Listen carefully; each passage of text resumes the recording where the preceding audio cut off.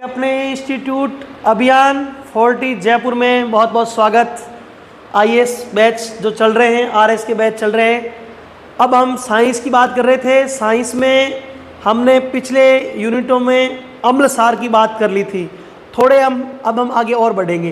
पहले तो हमें जो क्वेश्चन है, राजस्थान सिविल सर्विस की बात की जाए या राजस्थान के और कोई एग्जामों की बात की जाए जिसमें जनरल साइंस जो 10th स्टैंडर्ड की साइंस पूछी जाती है, उसमें अगर अम्ल और सार की बात की जाए तो क्या क्या क्वेश्चन बन सकते हैं, प्रोबेबिलिटी क्या क्या होती है, आपको ये ध्यान रखना है। फिर हम देखेंगे कि जो मेंस का क्वेश्चन होता है सिविल सर्विस का, वो कैसे होते हैं। देखो, अब आप एक एग्जांपल के थ्रू देखिए। पहले तो ये बन सकता है कि भाई हमने जैसे अम्ल पढ़ा तो अम्ल व सार में अंतर लिखो। ये क्वेश्चन आ सकता है मेंस की दृष्टि से, ठीक है। राजस्थान सिविल सर्विस में आरएस की बात कर रहा हूँ। जो भी 900 पोस्ट आने वाली है जुलाई में, प्रत्येक विद्यार्थी को ये ध्यान देना है। ये तो होगी हमारे मेंस के हिसाब से। हमने अम्ल और सार की बेसिक बात की, लेकिन कुछ ऐसे अम्ल हैं जिनके बारे में आज हम अध्ययन भी करेंगे, हमें करना चाहिए। जैसे और आ जाए HCl के यूज, कि भाई हाइड्रोक्लोरिक अम्ल के क्या यूज है। H2SO4 जो रसायनों का राजा जिसे कहते हैं सल्फ्यूरिक अम्ल, जो सीसा संचायक सेल बैटरियों में प्रयोगशाला अभिकर्मक के रूप में, हाइड्रोक्लोरिक अम्ल जो होता है वो प्रयोगशाला अभिकर्मक, और साथ ही साथ हमारे बॉडी में जब बहुत ज़्यादा ये हो जाता है तो मैंने इसके बारे में बताया कि भाई हमें हिचकी आनी शुरू हो जाती है। फिर हम उसके बाद मिल्क ऑफ मैग्नीशिया यूज लेते हैं, तो वो एक सार हो गया MgOH2। और हमने एक एक्वारेजिया भी पढ़ा था, आपको पता हो, 3HCl प्लस HNO3, ये एक्वारेजिया होता है। और ये सोना और प्लेटिनम को गालने की क्षमता रखती है, इसको गला भी सकता है, इतना खतरनाक ये होता है एक्वारेजिया। लेकिन अगर हम किसी और की बात करें, जैसे क्विक सिल्वर की बात करें, तो वो पारा होता है। और हम इसमें अगर देखते हैं कि भाई जो एक्वारेजिया होता है ना, वो तो एक ये समझ लो कि भाई सोना और प्लेटिनम जो होता है, सोना और प्लेटिनम इनको पिघलाने जैसा ये काम करता है, ये ध्यान होना चाहिए। इसमें 3 हाइड्रोक्लोरिक और 1 HNO3 होता है, ये दोनों अम्ल होते हैं। अब हम अम्ल की कुछ अवधारणाएं पढ़ेंगे। अवधारणाएं एक्चुअली होती क्या है, क्वेश्चन यहाँ मेंस का 5 नंबर का आ जाता है अवधारणाएं। अब अवधारणाओं में क्या होता है कि 3 जो अलग अलग व्यक्ति थे, उन्होंने इनकी थोड़ी बहुत परिभाषा दी अम्ल सार की। बेसिक तो हमने बोल दिया, नीले लिटमस को लाल अम्ल, लाल को नीला सार, और कुछ यूज भी बता दिए आपको। बेसिक ये तो ध्यान होना चाहिए, हाइड्रोक्लोरिक अम्ल के यूज क्या है, H2SO4 के क्या यूज है, MgOH2 के क्या यूज है। 2-3 अम्ल और 2-3 सार हमारे लिए मोस्ट हो जाते हैं। प्री की दृष्टि से हम देखें तो कुछ और अम्ल जैसे फार्मिक एसिड चींटी के डंक में, सिट्रिक एसिड इमली में, किस प्रकार मतलब ये जो एसिड होते हैं अलग अलग, ऑक्जेलिक एसिड पालक में, लैक्टिक एसिड दूध में, जो हमारे मतलब दूध को दही में बदलता है, वो एक जो जीवाणु होता है, उसके बारे में आपको पता होना चाहिए। अब हम इसकी 3 अवधारणाएं देखेंगे जहाँ से मेंस में क्वेश्चन आ सकता है। प्री का तो बहुत ईजी क्वेश्चन आता है, वो आप इजीली उसको देख के कर सकते हो। अब हम बात करेंगे मेंस की, तो क्या है कि 3 अवधारणाएं। तो पहले देखो आरेनियस। अब आरेनियस भाई साहब थे ना, इन्होंने क्या बोला है, 1887 ईस्वी में ये अवधारणा दी है। संकल्पनाएं बोल सकते हो, अवधारणाएं बोल सकते हो, या अम्ल और सार की थ्योरी बता सकते हो।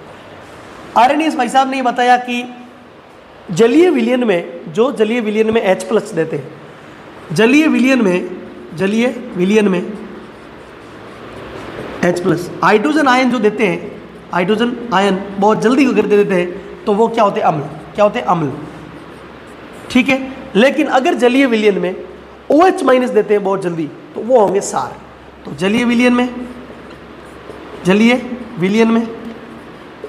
OH- दे तो वो क्या होंगे, सार। अब हम एग्जांपल ले लेते हैं इसका, जैसे जलीय विलयन में HCl, तो ये आप इसको H2O से क्रिया कराओ, तो और क्या हो जाएगा जल्दी H+ और Cl-, H+ और Cl-, तो तुरंत ये क्या दे देगा, H+ दे देगा और Cl-, तो तुरंत आयन दे दिया, तो ये अम्ल हो गया। लेकिन अगर हम सार की बात करें, जैसे KOH, तो ये अगर टूटेगा तो K+ और OH-, तो OH- जो देगा जलीय विलयन में OH-, वो तो हो गया सार, और जो H+ देगा वो होगा अम्ल।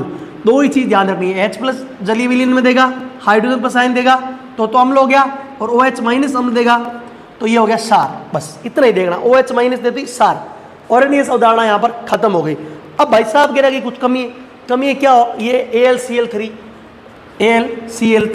और उच्च जो निर्जल अम्लीय पदार्थ थे उनके बारे में ये नहीं बता पाया। अब उच्च जो अम्लीय पदार्थ थे, जैसे मैं AlCl3 की बात की, उनके बारे में ये नहीं बता पाया। साथ ही साथ कुछ निर्जलीय विलायक जो घुलते नहीं है इजीली, उनके बारे में भी ये नहीं बता पाया। तो हम थोड़ा सा इसके आगे बढ़ते हैं। ब्रोस्टेड ल्योरी। ब्रोस्टेड ल्योरी जो साहब थे उन्होंने प्रोटोनों के बारे में बताया। अब आपको ये देखना है प्रोटोनों के बारे में एक्चुअली बात क्या है, मैं बताता हूँ। आप ध्यान से देखिए, आर्रेनियस के बाद 1923 में ब्रोस्टेड ल्योरी जो थ्योरी आई है ना, ब्रोस्टेड ल्योरी बोलते हैं इसे, ब्रोस्टेड ल्योरी की थ्योरी, ठीक है, कितना याद रहेगा आराम से। ब्रोस्टेड ल्योरी की थ्योरी, इसे प्रोटॉन की थ्योरी भी बोलते हैं, प्रोटॉन वाली थ्योरी। अब एक्चुअली इसमें कुछ नहीं है, ये भी बहुत इजी है, ठीक है। इसने ये बताया है कि जो अम्ल है, ये थ्योरी कब आई? 1923 में, इतना पता होना चाहिए, बस इतना ध्यान होना चाहिए। सेकंड नंबर पे आइए, ये जो प्रोटॉन जो देते हैं, इजीली जो प्रोटॉन दे देते हैं वो तो क्या होंगे? अम्ल। और जो प्रोटॉन ग्रहण करेंगे, क्या करेंगे? प्रोटॉन ग्रहण करेंगे, वो होंगे क्षार। ये आपको पता होना चाहिए। जैसे हम बात करें H3O की, ठीक है, तो इसमें क्या हो गया? H2O plus H+। अब ये देखो, सबसे सरल तरीका मैं बताता हूँ। जो प्रोटॉन देते हैं मतलब प्रोटॉन मतलब पॉजिटिव, तो प्रोटॉन देंगे वो तो क्या होंगे? सारे के सारे अम्ल। और जो प्रोटॉन ग्रहण करेंगे, प्रोटॉन क्या करेंगे? ग्रहण करेंगे। प्रोटॉन क्या करेंगे? ग्रहण करेंगे। प्रोटॉन ग्रहण करने वाले क्या कहलाएंगे? क्षार। दो चीज़ आपको ध्यान रखनी। ऑरेनियस ने तो एक चीज़ बोली है, उसके इसने जस्ट उल्टा बोला है। ऑरेनियस वाले ने तो सबसे पहले जो थ्योरी बताई 1887 में, उसने इस और इसने फर्क इतना ही है कि इसने तो बताया प्रोटॉन का और उसने बताया H+ का, ठीक है। वो बता रहा है कि आयनों का जो वर्गीकरण होगा, आयनों का त्यागना और आयनों का ग्रहण करना, अम्ल क्षार, लेकिन कुछ वो नहीं बता पाया निर्जलीय पदार्थों में। थोड़ा हम ब्रोस्टेड ल्योरी तो ये बताया प्रोटोनों के बारे में, तो इसकी थ्योरी को एक और नाम है प्रोटॉन ग्रहण सिद्धांत भी बोलते हैं। प्रोटॉन ग्रहण सिद्धांत, ये ध्यान होना चाहिए। तीसरी थ्योरी के ऊपर चलेंगे अब तीसरी थ्योरी क्या है भाई साहब?